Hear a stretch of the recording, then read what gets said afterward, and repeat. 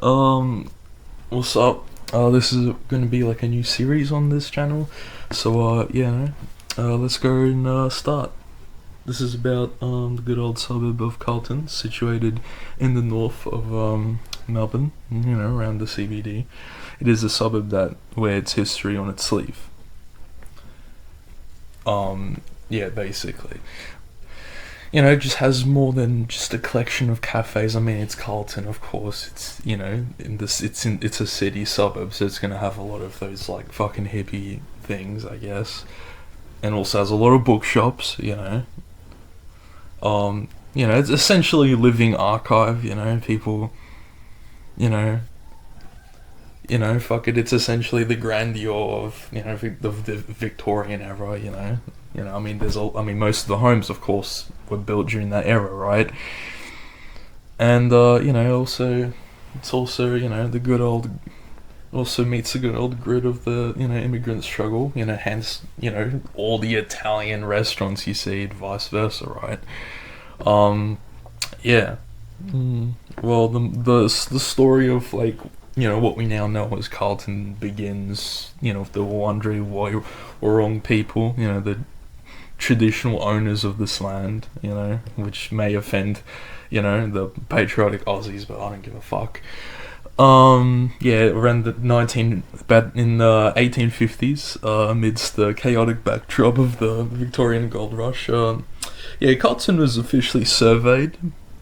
The government surveyor at the time, Robert Hoddle, laid out an orderly grid of streets, reserves for open space, and grand boulevards like the famous Drummond Street, hoping to avoid the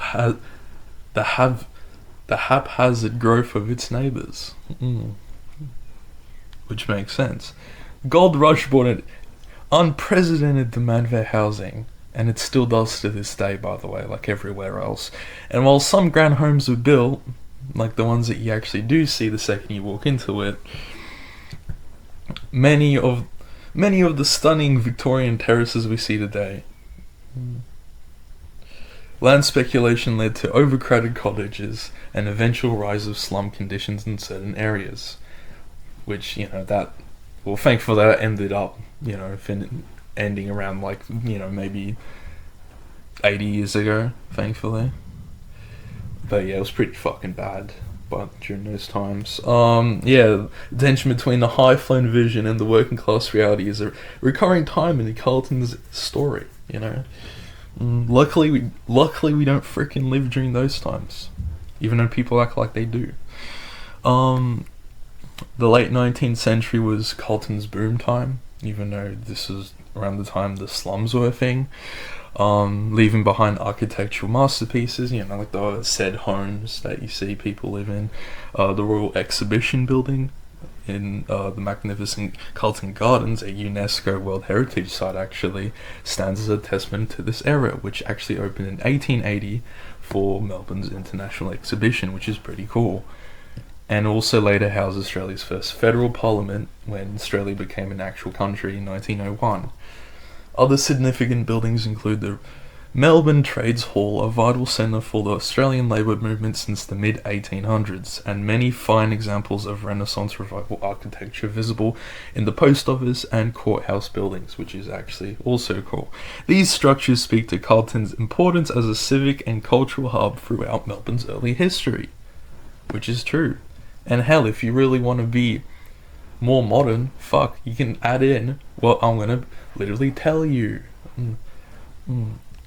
Carlton's character has been continually shaped by migration, of course. In the interwar years, the suburb was home to a thriving Jewish community, which I can actually see because Google Maps has everything, with cultural centres and synagogues nestled amongst its streets. But post-World War II, Carlton experienced its most profound demographic shift with the mass arrival of Italian immigrants. And this is what I'm talking about. Because of the famous Lygon Street. Which by the frickin' 1960s, a quarter of Carlton's population was in fact Italian. And Lygon Street, of course, became Little Italy, as we all know about the famous, what's it called? The Sushi Mango restaurant, which I've been there for my birthday last year. It's pretty good.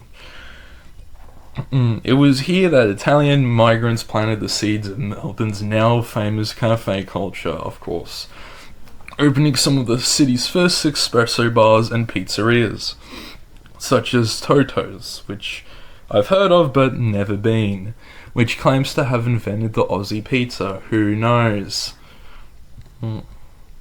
Proximity to the University of Melbourne has long embedded a strong academic and artistic culture into Carlton.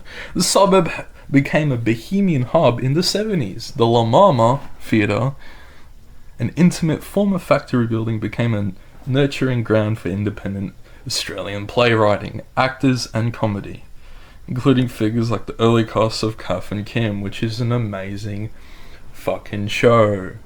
Okay? Fuck me. Reading's bookstore has been a literary institution since that time, of course. Carlton was also the site of a fierce community action. In the 60s and 70s, residents fought against the Housing Commission's slum clearance and high-rise developments, aided by trade union green bans. This activism saved numerous Victorian terraces and preserved parks, ensuring that the history of and character of old Carlton survived. Well, luckily the shitty slums that we would see in the photos haven't survived, because no one wants to look at Carlton like Brooklyn, right? Especially considering the Italians, no offense. Today, Carlton remains a diverse cosmopolitan suburb, a vibrant mix of students, long-time Italian families, besides the other ones of course, not just the Italians, and affluent residents and beautifully restored terraces.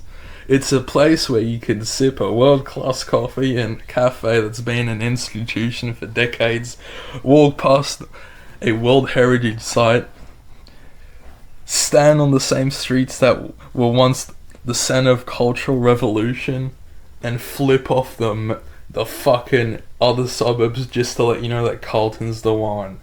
Unless you talk about the FC, because Carlton's a piece of shit. Carlton sucks ass. They have not worn a flag in 30 fucking years. I'm a Bulldog supporter. You can suck my dick.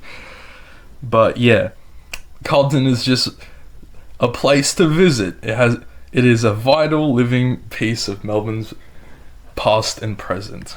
Thank you very much. I'll make this a series, so next will be Carlton North. So adios.